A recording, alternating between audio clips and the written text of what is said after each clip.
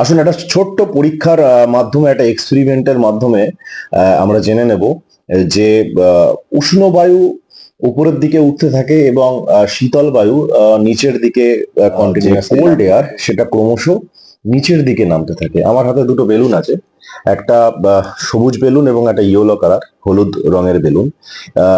একটা বেলুনে আমি ইউজ করব হচ্ছে ঠান্ডা জল, এবং আরেকটা বেলুনে আমি ইউজ করব হচ্ছে গরম জল। সবুজ যে বেলুনটা, আমি এতে ঠান্ডা জল ইউজ করছি, ফ্রিজ থেকে আনা ঠান্ডা জল।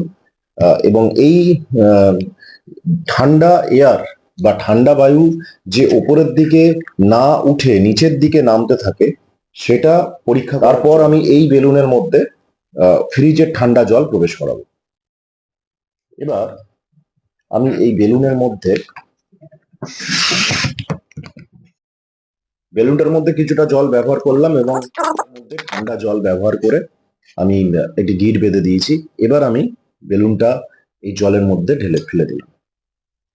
বেলুনটা কিন্তু একদম নিচে চলে গেছে এবং নিচে অবস্থান দেখার দরকার যে আমার পাশে যে হলুদ কালারের। এবার আমরা এই বেলুনটার মধ্যে কিছুটা পরিমাণ গরম জল আমরা নেব। এই বোতলটার মধ্যে আমরা কিছুটা পরিমাণ গরম জল ব্যবহার করছি।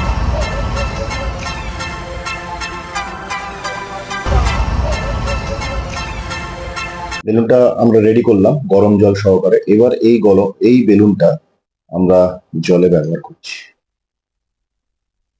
এর থেকে আমরা প্রমাণ করতে পারলাম যে ঠান্ডা যে বায়ু সে ক্রমাগত নিচে নামতে থাকে এবং গরম বায়ু উপরে উঠতে থাকে।